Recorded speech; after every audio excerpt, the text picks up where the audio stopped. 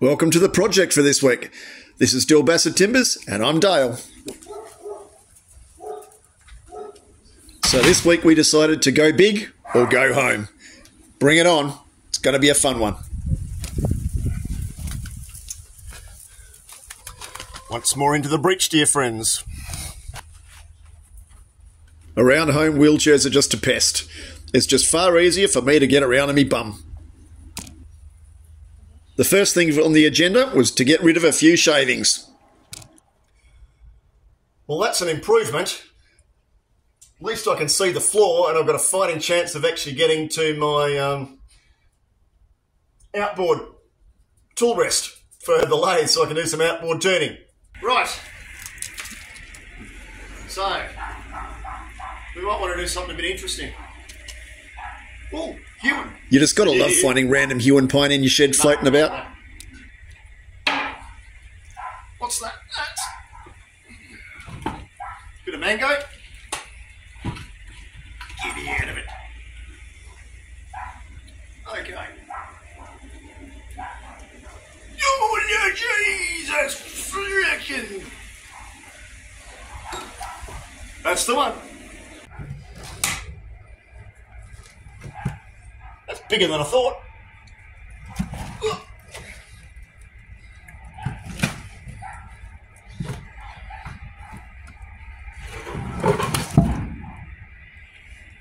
Won't go any further. That's one big slab of mango. What do you reckon? Give him a go. In for a penny, in for a pound. Oh, I reckon that's got...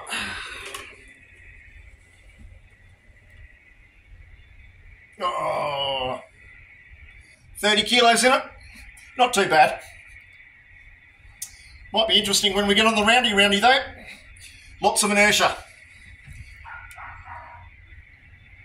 Awesome. There's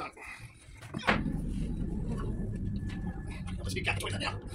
I'll move to the bench. Is that film? Cool.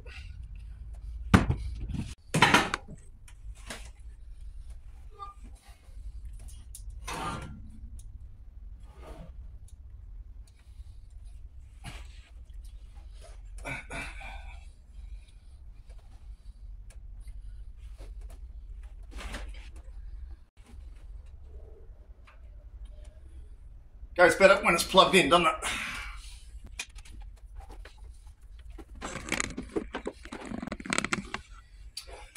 This is what happens when you clean.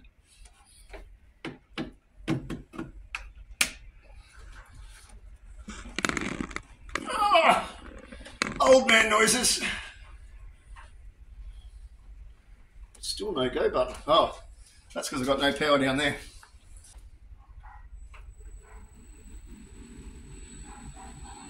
Awesome. Excellent news.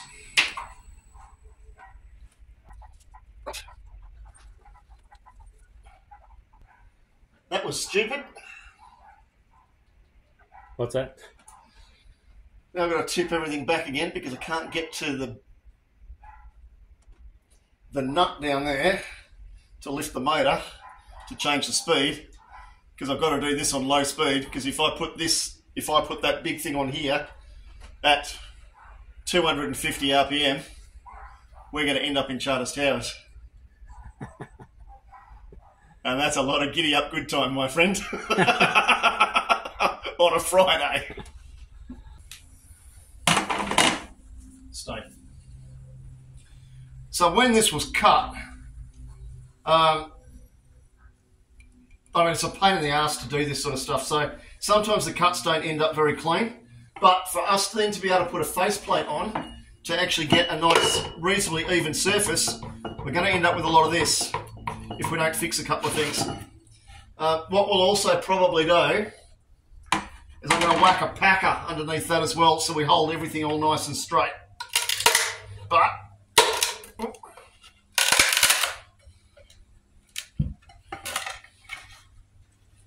now,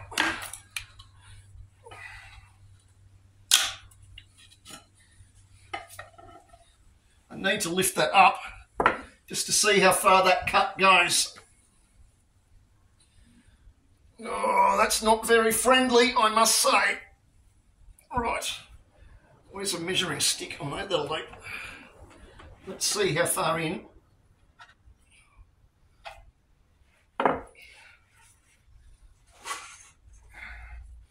That's a bit more sensible, isn't it? Oh, that sucks. Right, that goes in that far. And I reckon it's following that cut right the way down. So,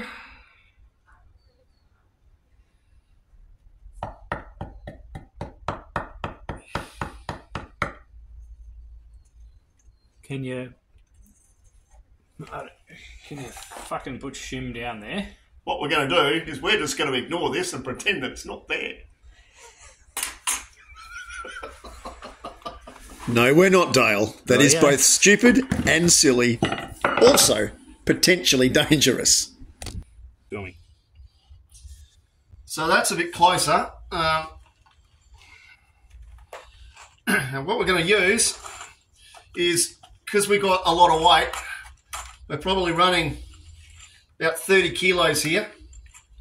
So we're not mucking about with this.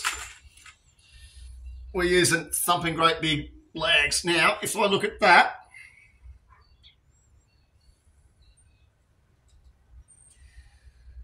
at least with this, I know that I'm going through the plate, through the silky, the packer, and into the timber. And I'll still have at least 25 mil to get through. So, that's the plan.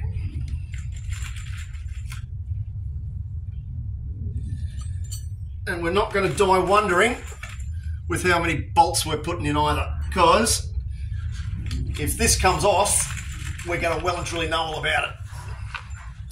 It's all right, I've never had one this big come off before. But we don't want it to be a first time, because that would be a little bit too exciting for my Friday afternoon.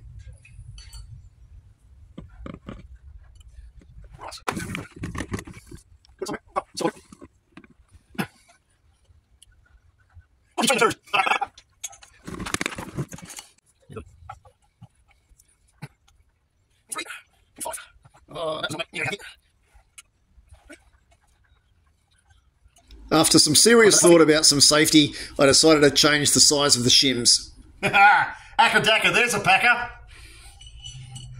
Right, let's start all that all over again. Where were we?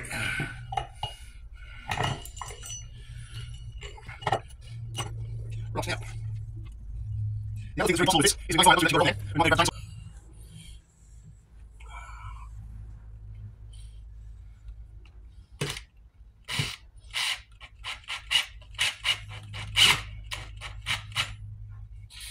Now, that wasn't the most sensible thing to be doing, was it?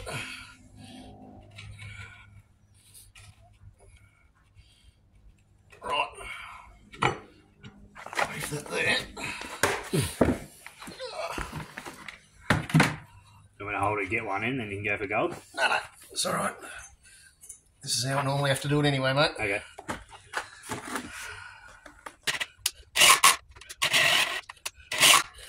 Yes, I know I could pre-drill it, but I'm lazy, and that wasn't supposed to happen. Tighten your chuck, son. Goes better that way. Good thinking.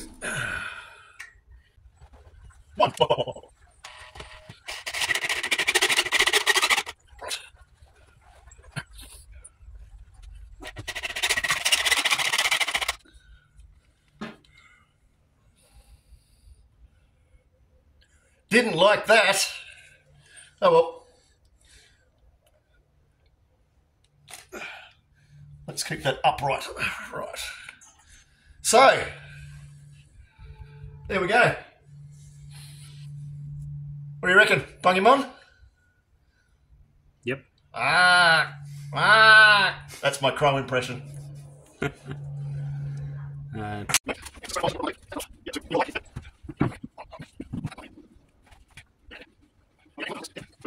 That's it. Just that'll do. Now we only want it finger tight because if we don't, what's that? Oh, right. Yeah, we've already got a problem. That's okay. Now the blank wasn't quite sitting square, so we just had to make a little wee adjustment or two with some brute force. Right there. So of course that didn't work, did it? Guaranteed. Because of the way that we actually positioned the faceplate, it wasn't sitting very square. So what we did, took it back off, chipped out a whole of this stuff because it was binding all the way around here, which means that that was actually too close to the lathe. So we just had to change the angle a little bit. Oh, those screws are warm. I'm warm. Are you? Oh, you poor petal. So hopefully we've now reduced a little bit of extra sketchiness and faceplate's on nice and tight. We'll give it another go. Geez, we're 11.5 minutes in and we've still got to no turning. Crikey. Oh, that's not very balanced, but we won't let the truth get in the way of a good story. Anyway, what do you reckon? Turn him on? I'm over here, mate. You go for it. Jesus, thanks, mate. Hang on. Like that's going to help.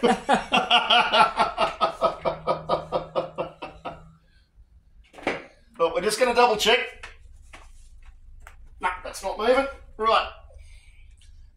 Face out the way. That's all right. That's not too bad. Hang on, we'll see if we get a little tiny bit of...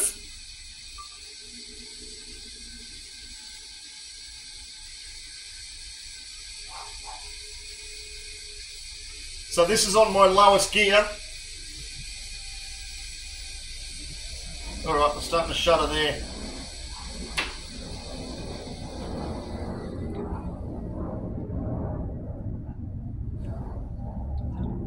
So have you seen anything as big as that in a lathe, mate? No, mate. Not in real life. Not quite sure if that's making me a hero or a 24-carat blocker.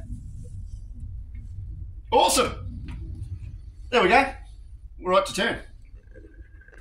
There you go. Oh, that's all right. That's good. You'll be out of 4 bits. Cool, man. Well, fucking crazy talk. You reckon? So do you still turn this side? Turn that side. Yep, so what I'm going to do, actually, while you're here, I'll just get you to pull the bench. Oh, so you're turning the bottom of the bowl, but you've got to do it on this side of the blank. Yeah, so wherever I want to make sure I know you first time off. Right, so, yeah. Right. So after a day or so, we're back and we'll get stuck into turning this big bugger of a bowl. Now the weaponry of choice I'm going to use is, once I actually get things round and a little bit more even, I'm going to use my 3/8 bowl gouge. But to start with, I'm going to use my 1/2 inch. It's got a little bit more weight in it and a little bit more ability to stay stable on the rest. We're not going to be spinning very fast, probably only about, I don't know, 150 RPM. Don't like talking RPM, but anyway, like that. So that's what we're going to use because we're going to get lots of dooga to start with. We don't like doogas, but I've got to give them a sharpen, so we'll do that quickly.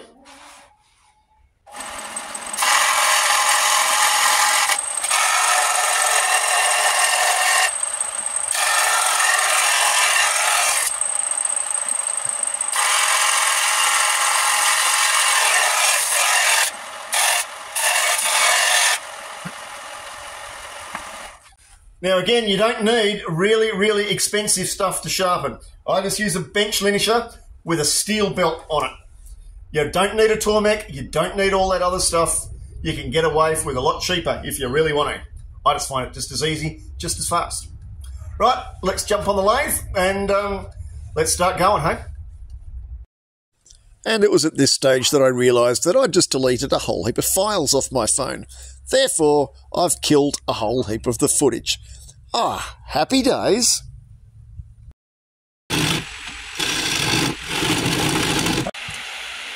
Alright, well, we've been going for what? Geez, an hour and a half. That's quite a while. It has been slow going, but it's also because I've been up and down, adjusting the outboard for the rest. But it's also that I've been up and down with the filming too, which takes a lot of time. But we're starting to get somewhere. So, we're actually starting to get a little bit of shape. This was that great big hole that was in around that top part. Whoop. Flip top lid. But now we're starting to get that really, really nice shape. God, that's got some beautiful colour in it. That's got some spalt in it. Oh, lovely. There is going to be a little tiny bit of filling that I need to have to do because I can see one or two small cracks, particularly right up around here because there's a little tiny bit of pith up there, so that will need to be stabilised. That's just right up the top there.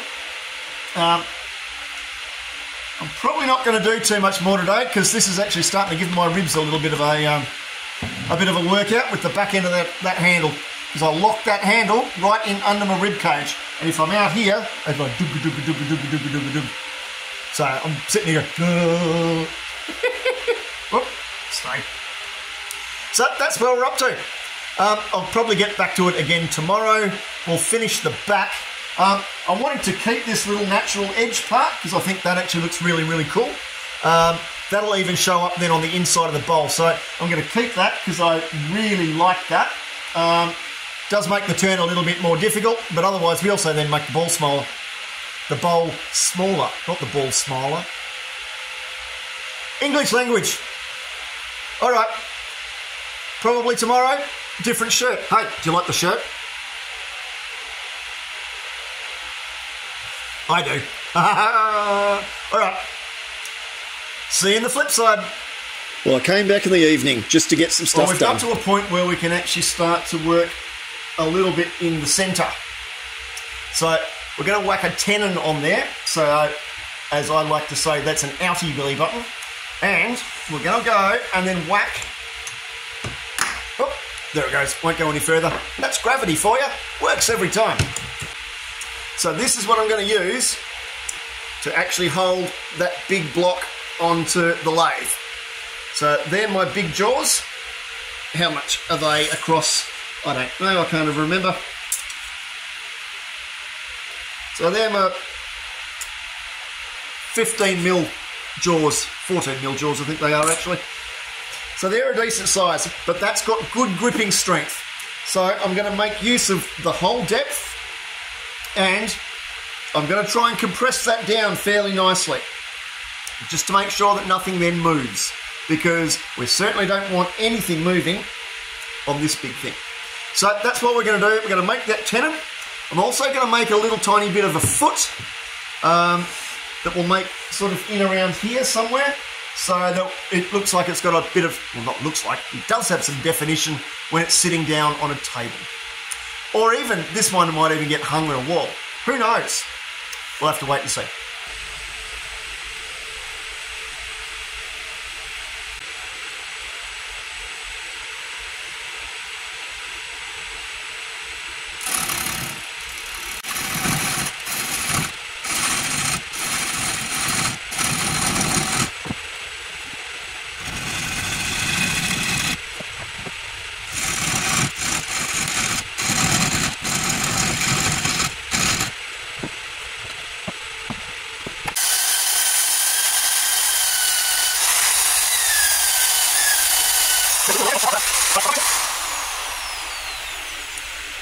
Just realised you couldn't hear a frickin' thing that I said at all there, could you? Well, that's what you get for sitting all the way over there and not close over here. Anyway, I'm not going to bore you with all of that. You probably couldn't see anything anyway because my big shoulder was in the way.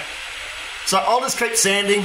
This really won't take too long, but yeah, probably, I don't know, 20 minutes, 15 minutes to get this sanded properly to 120 grit. And then we'll just go up the grits from there. I think we'll really only go to maybe 500. Well, I might go to 800 if I'm feeling really, really generous. And Then we'll use some of Scotty's Secret Squirrel stuff, because I think I've still got a can somewhere, I think. And then we'll use step 2, which is the finish that I normally use on the bowls like this. So that's the process. Stay there, I won't be long. Well, we're rough sanded. We finished with the 120 grit. Do you want to come and have a look? Yeah, why not? Come on have a squeeze. Oh, I'll try not to drop you. Well, hasn't that been a shit show of a morning? Holy moly. How long has that taken? Let me look at the clock. It's now nearly 2 o'clock. This has taken about 3 hours to try and get this faceplate off that spindle. It was well and truly jammed on and fused on. So, had to make and grind a whole new tool. On occasions, you've just got to make stuff. In this case, it was actually modifying an existing spanner so that I could actually make it fit the faceplate. Worth it, I thought. Like that. What else do we need? We need a blade torch, shed loads of WD-40 and whatever else, and 2 big strong blokes. So thanks to Robin from Robin Lewis Makes and Dan from Riverside Woodworks. Mate, couldn't have done it without you two fellas. I just needed some extra brawn. That wasn't the easiest thing. Anyway, there we go. Oh, that wasn't supposed to be easy though, was it? So, there we go. We're all loaded up. And now we'll spin him up. Okay, now we're right to turn it around. I've attached the chuck. You can see the join there on that tenon is actually really nice and tight. So that's all ready. Just waiting for Robin to pop around. And yep, we'll spin him around and we'll do the outside.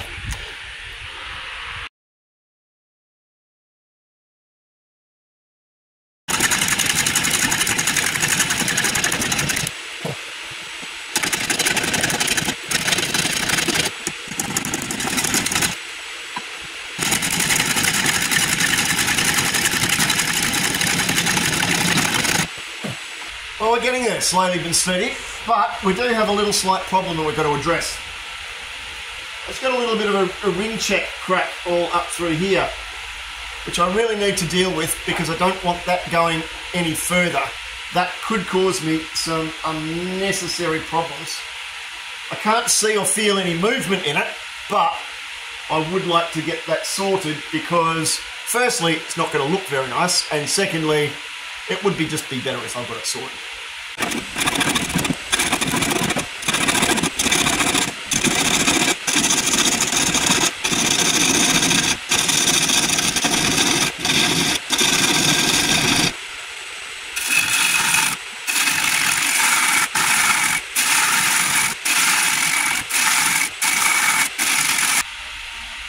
Well, I think that's enough for the day. We're starting to progress a bit here. I've now made a rim, which is actually going to start to look quite nice. There's some oil, some grain going on in here. Now it's just a process of just hogging it out. It's actually a little bit painful more than anything, to be brutally honest. But yeah, now it's just a time game. And it's 4 o'clock. I've had enough. We'll come back to it again tomorrow. I think it might be time for a glass of Dad's grape juice. See you in the morning. Okay, so now's where I've got to start moving the rest a million ways from Sunday, because I've got to keep on working on this outside part of the bowl.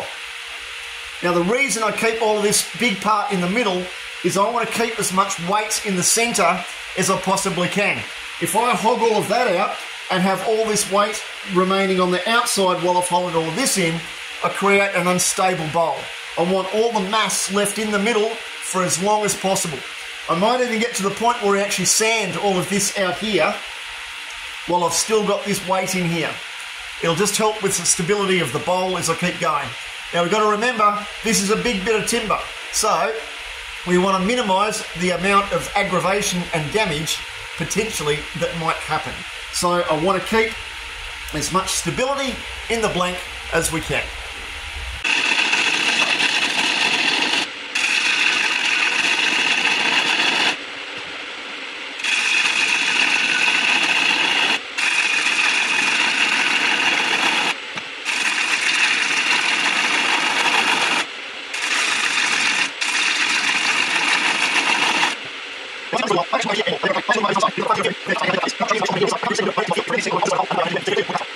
Man, just rambling on about something. Can't have been too important, otherwise I wouldn't have fast forwarded it.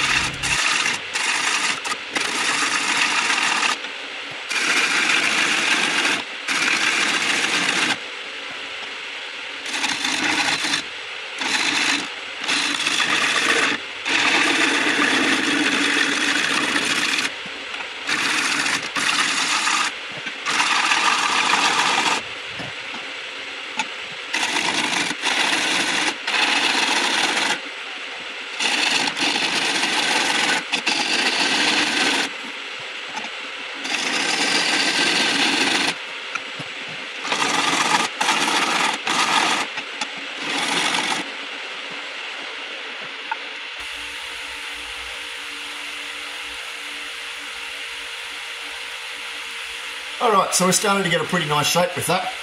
I'm pretty happy with that. I don't think I'm going to go any deeper.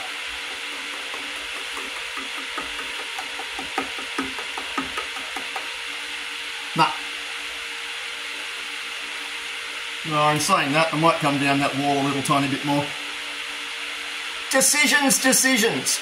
But one of the problems that I'm going to have is I'm going to run out of tool rest. In terms of getting right down in there deep, when I'm getting right in the middle of this bowl down here, where are we, on this side, right down in here, I'm going to run out of reach on the tool rest. And there's only so far that you want to hang over that tool rest. So if my stump is the rest, like that, I need so much more control back down here, the further we are away from that rest. If it's there, it's very, very stable. Ooh, and that's hot. Burnies.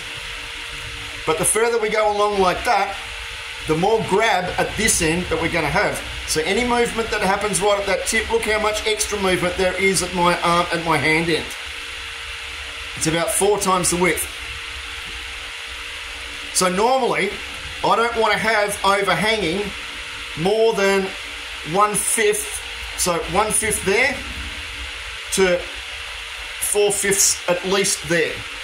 More like a 1/6 to 5/6 really. Otherwise it starts to get a bit unbalanced and they'll start to lose control. We don't want to lose control when we've got this something this big that's on the lathe. Anyway, yep, got to get back down again. Go readjust all this thing.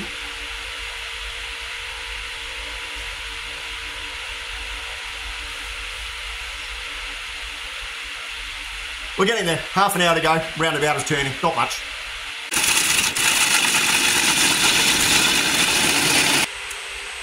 The only really grumble that I have with my Vicmark lathe is that once I've got something big like this on, and I've got it on the slow belt, I can't get to the bolt in the back of the headstock now to lift up the motor so I can change the belt. That's a right real pain in the arse.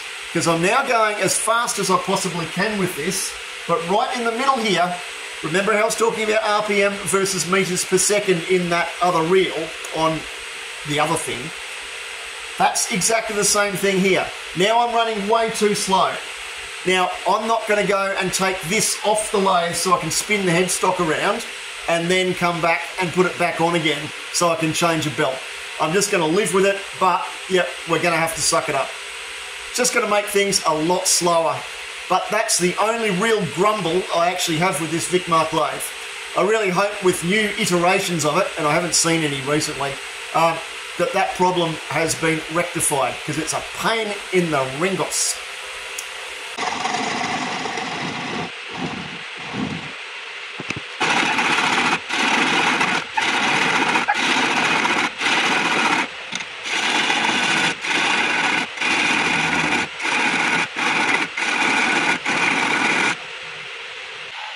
So sometimes these things are sent to test us.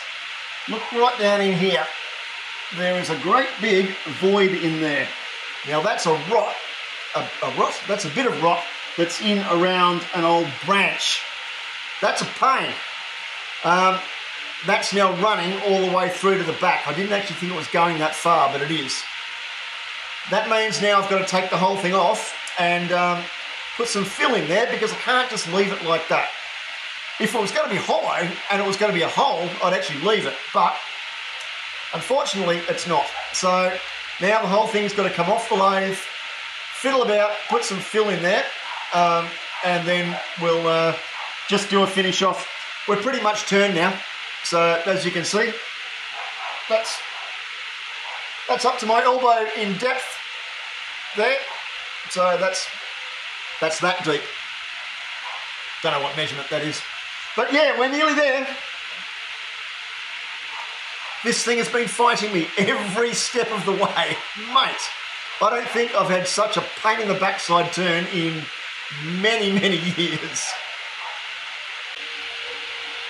Well, final day, and we're all turned.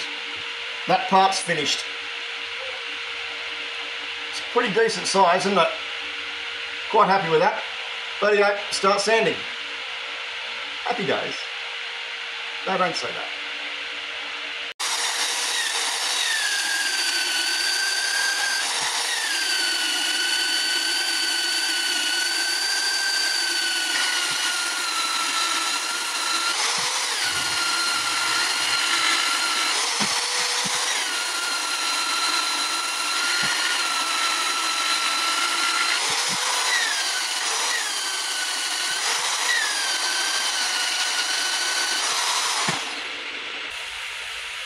So there we go, we're all finished. Look at that. Quite happy with that.